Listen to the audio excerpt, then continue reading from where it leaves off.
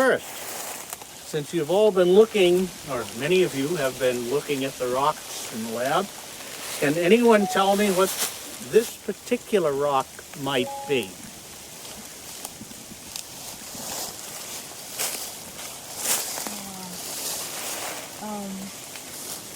All over the place. Now, there is a hint. What's the name of the road we just turned in on? This is Slate. Slate. Yeah. That is Slate Quarry Road that we went in on. Wow. Now, where is the slate? This is the Slate Quarry. Oh, we didn't go into that. Actually, this particular rock here, properly speaking, isn't quite slate. Can anyone tell me why it isn't quite slate? What's the next rock up in grade from slate? Phyllite. And do you remember how to tell phyllite from slate? No. Phyllite has a little bit of a shine to it, a silky shine. And this actually does have that silky shine. So strictly speaking, this rock here would be closer to a phyllite than a slate. There is no sharp dividing line between them. It's very much like when does white become black somewhere within gray. So you could get away with calling this a slate, but phyllite would be better. Now, That'd be Slate Quarry Road. it should be a phyllite quarry road. However, quarrymen, and as a matter of fact, the general public is generally not that particular about exactly what name they call something. Most or many granite countertops are not granite. If it's a hard rock and it's not marble, then according to the counter salesman, it's granite. Doesn't make any difference what a geologist thinks. And it's not that they're wrong, it's just that they're using a different definition. You can't take their claim for granted. You cannot take their word for granted. Right. Anyway, this particular rock here has a name, as do virtually all the rocks in the United States that have been studied. This is called the Ijamsville phyllite. Ijamsville is a small village not too far away from here, I believe it's in Montgomery County. And the Ijamsville phyllite is North American. When we started in Tacoma Park was not North American. Somewhere in the vicinity of Rockville, we crossed a major fault called a suture, as in a medical suture where they sew things together. And the dividing line between Africa and North America is along that particular fault. We crossed from what's called the Potomac terrain. You remember I talked about terrains. We crossed from the Potomac terrain into the Westminster terrain, which is North American. The big difference between them is that the Potomac terrain was geologically extremely active at the beginning of the Paleozoic. The geology there is completely messed up with faults and folds and faulted folds and folded faults, all at the very beginning of the Paleozoic. In this area, at the beginning of the Paleozoic, nothing whatsoever was going on. And yet this is very close. Well, it wasn't very close at that time. There was an ocean between them. Now, this rock here, supposedly, it was part of the Westminster terrain. It's part of the deep water sediments off the east coast, off the southeast coast of old North America. What's the evidence for that? By the way, that's a question you should always ask. Anytime I or anyone else in geology says this rock was so-and-so years old, it was in such and such an environment, the question to ask is, why do you say that? What is the evidence? Sometimes the evidence is really excellent. It's no question about it. Other times is, well, the odds favor it. Sometimes it's, Well, it's the best guess we can make, but the evidence really isn't very good. In this particular case, this rock supposedly is early Paleozoic, thought to be probably Ordovician. The evidence is terrible. As a matter of fact, the evidence is almost non-existent.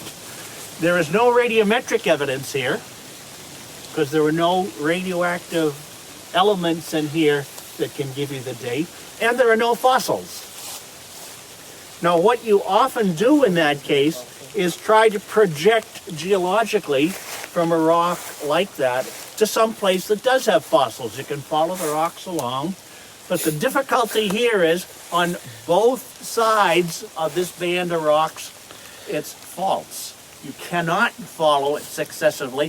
The faults break the sequence, so you can't trace it. So I will accept that it probably is early Paleozoic. However, if someone comes up next week and says, we found a fossil in it that tells me it's middle Paleozoic or that it's Precambrian, I would not be amazed to find that out. So I'm giving you the best opinion there is, but don't put too much faith in it. Now, deep water. That's another question.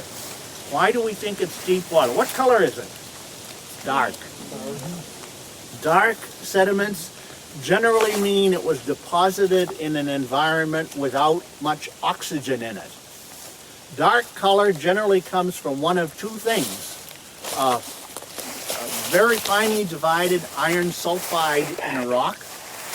As you know, pyrite has a black powder. Or carbon in a rock. Very finely divided carbon, like charcoal. In both cases, it's an indication that there wasn't any oxygen around. If there was oxygen, the iron rusts to ferric iron, which, as you know, is yellowish brown or reddish brown, not black. And carbon, of course, goes to carbon dioxide. So this rock was deposited in a place without any oxygen. Now, is it fine-grained or coarse-grained? It's very fine-grained. You can't make out any grains at all. And you can't make out any bedding either. It was deposited in a quiet, very uniform environment without much change with time. If you find any change with time, then you find separate layers because each change gives you a change in the sediments. There was no change here. There is no trace of bedding.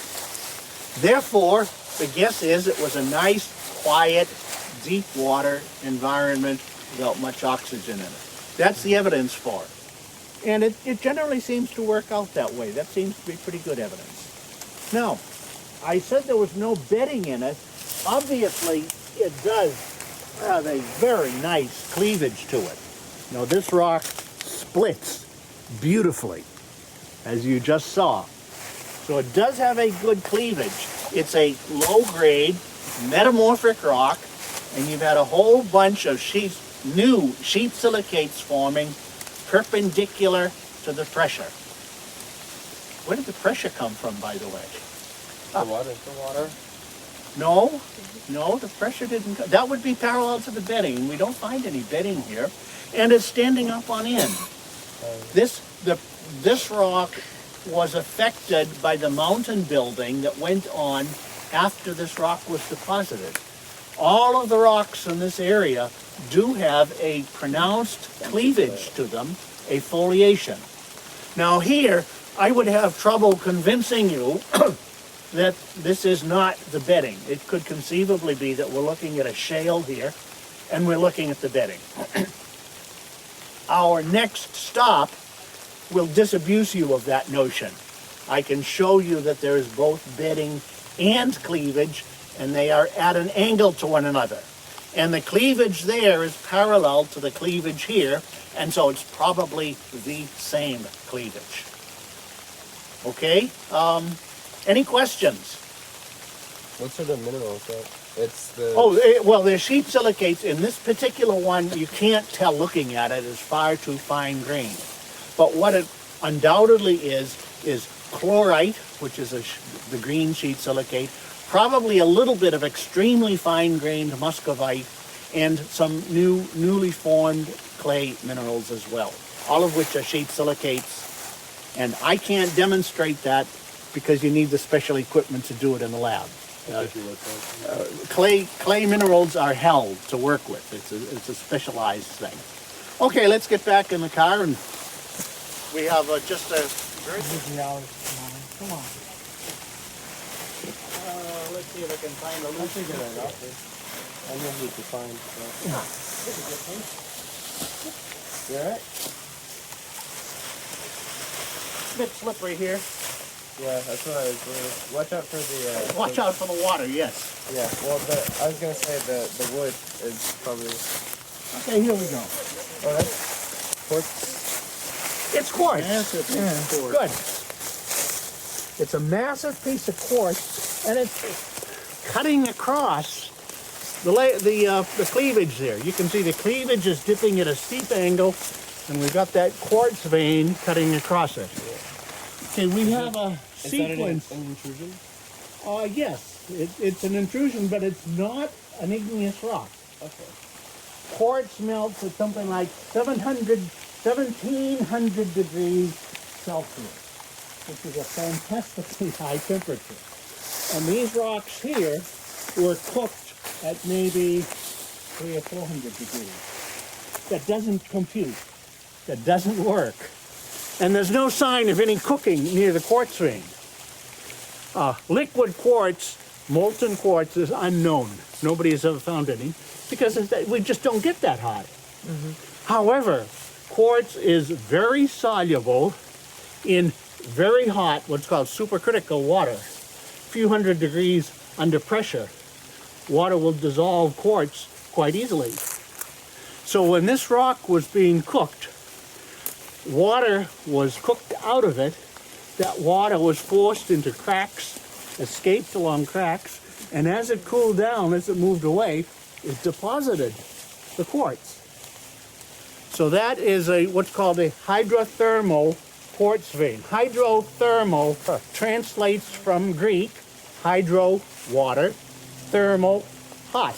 And that further confirms that it was underwater.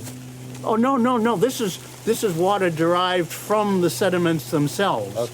At the time of metamorphism. Oh. At the time it was cooked. Now, So all of these then? Even around the quartz? the quartz itself is hydrothermal. The rock itself was here beforehand. Now, we've got a sequence of events here. First, the rock was deposited as a dark mud deep in the water. Okay. Second, it was metamorphosed, low-grade metamorphic, and developed the cleavage. Third, the quartz vein came in. Why can I say for sure that the quartz vein came in later? This is relative time.